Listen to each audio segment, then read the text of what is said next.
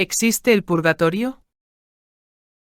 La Santa Iglesia nos invita a rezar por los difuntos. Después de haber celebrado a todos los santos del cielo el 1 de noviembre, miramos con compasión a las benditas almas del purgatorio. Pero, ¿qué es el purgatorio? ¿Existe? ¿Dónde está? ¿Qué sucede en este lugar? ¿Es el purgatorio una teoría o invento de los teólogos de la Edad Media? Esta es la clásica acusación de los ortodoxos y de los racionalistas. Sin embargo, la existencia del purgatorio para los católicos es un dogma de fe, que siempre se ha creído en la Iglesia, y del cual encontramos señales en las Sagradas Escrituras. En efecto, allí se mencionan las oraciones por los difuntos. Sin embargo, podríamos pensar que si los difuntos están en el cielo, no hay necesidad de rezar por ellos, y si están en el infierno tampoco, esto porque la permanencia en estos lugares es totalmente definitiva. La práctica de estas oraciones y de estos sacrificios es, pues, señal suficiente para establecer la creencia en un lugar intermedio entre la tierra y el cielo, del cual uno puede ser liberado por medio de las oraciones. Este punto fue definido por los concilios de Lyon, Florencia y Trento. ¿Se menciona el purgatorio en la Sagrada Escritura? En el segundo libro de los Macabeos cuenta que al día siguiente de una batalla librada contra los sirios, Judas Macabeo descubrió bajo la túnica de sus soldados muertos durante la batalla los ídolos del saqueo de Jamnia. Esto era una violación de la ley de Moisés, y Judas juzgó que la muerte de estos hombres era un castigo de Dios. Esto dice la Sagrada Escritura. Todos se admiraron de la intervención del Señor, justo juez que saca a luz las acciones más secretas, y rezaron al Señor para que perdonara totalmente ese pecado a sus compañeros muertos. El valiente Judas exhortó a sus hombres a que evitaran en adelante tales pecados, pues acababan de ver con sus propios ojos lo que sucedía a los que habían pecado.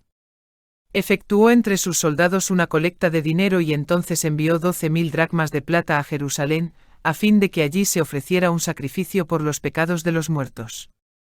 Todo esto lo hicieron pensando religiosamente en la creencia en la resurrección, pues si no hubieran creído que los compañeros caídos iban a resucitar, habría sido cosa inútil y van a orar por ellos.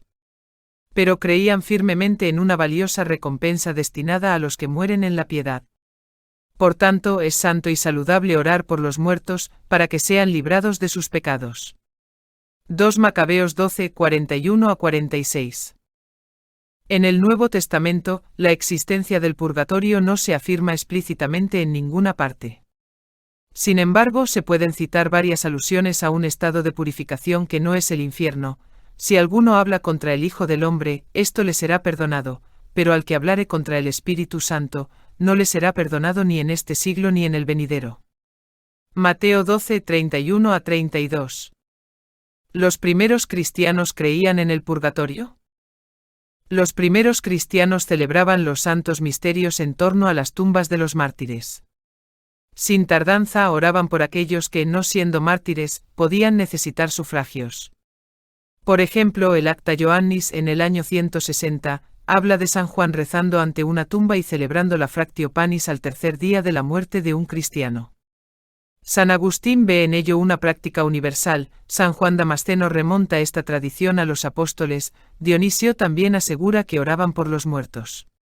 Se puede aplicar aquí el principio teológico, lex orandi, lex credendi, que significa que la ley de la oración es una regla de fe, porque es un testimonio seguro de la creencia común a toda la Iglesia. ¿Dónde está el purgatorio? Ni la Sagrada Escritura ni la tradición nos dan información precisa sobre este tema. Se habla de los infiernos, expresión latina que significa los lugares inferiores, debajo de la tierra, donde las creencias paganas situaban el más allá. La tradición cristiana retoma esta expresión para oponer el cielo, que está en lo alto, y los infiernos, que está en lo abajo. Cabe distinguir varios lugares diferentes: el infierno de los condenados, el limbo de los niños que murieron sin bautismo, el limbo de los patriarcas y el purgatorio. Pero son lugares propiamente hablando, ya que los que están allí están privados de sus cuerpos. La teología guarda un cauteloso silencio sobre este tema, señalando que la respuesta no tiene nada que ver con nuestra salvación. Si somos redimidos por los méritos sobreabundantes de nuestro Señor, ¿qué sentido tiene una mayor purificación? La satisfacción ofrecida por nuestro Señor en la cruz es, por supuesto, más que suficiente para redimir todos nuestros pecados. Sin embargo, hay dos aspectos a considerar en el pecado. Por un lado, la desobediencia al Creador, por otro lado, el apego desordenado a la criatura. Si el primer aspecto se repara plenamente por la contrición y la confesión, en virtud de los méritos de nuestro Señor, el segundo debe ser reparado por nuestra contribución. Dios nos permite así participar en nuestra propia redención. San Pablo nos dice: completo en mi carne lo que falta a la pasión de Jesucristo. En otras palabras, debemos expiar nuestro apego a las cosas de aquí abajo, que impiden que Dios reine completamente sobre nuestra alma. Si nos hemos librado de las faltas graves incompatibles con el amor de Dios, quedan todavía en nuestra alma imperfecciones que eliminar. Pecados veniales no sujetos a confesión, penas temporales debidas por los pecados mortales confesados, restos de vicios incompletamente vencidos. La teología fácilmente compara esta purificación con un fuego que no puede consumir la materia pesada, sino que destruye la paja o escoria que queda en el alma. Esta expiación se lleva a cabo ya sea en esta tierra, a través de buenas obras, o en el purgatorio. Puede agregarse que sería impropio de parte de Dios tratar a todas las almas como santas o como condenadas. Es lógico que exista un estado intermedio para aquellos que no han expiado todas sus faltas. Incluso algunos pueblos paganos admitían la existencia de una pena temporal después de la muerte.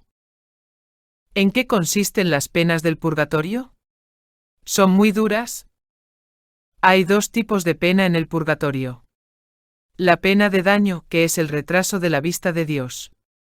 La pena de sentido, que es el tormento infligido por el fuego. El más mínimo grado de cualquiera de las dos supera el mayor dolor que uno puede soportar aquí en la tierra, nos dice Santo Tomás de Aquino, en su Suma Teológica. Nuestra alma, al final de esta vida, experimenta un violento deseo de unirse a Dios, porque ya no está limitada por el cuerpo y vislumbra la inmensidad de la felicidad del cielo. El tormento que experimenta por la pena de daño es entonces terrible, y solo es atemperado por la certeza de que terminará. En cuanto a la pena de sentido, esta afecta directamente al alma en la sensibilidad que da al cuerpo, y se siente tanto más vivamente.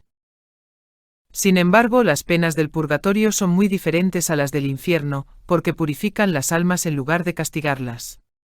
Las almas del purgatorio poseen las virtudes de la esperanza y la caridad, a diferencia de los condenados. Tienen, por tanto, un gran deseo de unirse a Dios y aceptan la penitencia que se les inflige como medio de salvación. Siendo esta pena impuesta por Dios, no pueden aceptarla libremente, pues esto la convertiría en un medio de mérito. La caridad no aumenta en ellas, pero como disminuyen los obstáculos que le impiden producir su pleno efecto, la sienten cada vez más vivamente a medida que se acercan a la salvación. ¿Debemos ayudar a las almas del purgatorio? ¿De qué forma? Sí, tenemos el deber de ayudar a los difuntos que esperan entrar al cielo. Es un acto de caridad que concierne a las almas amadas por Dios. Estas almas pueden rezar por nosotros una vez que hayan entrado en el cielo. A veces somos responsables de los pecados cometidos en esta tierra por los difuntos. Debemos orar especialmente por nuestros seres queridos y nuestra familia.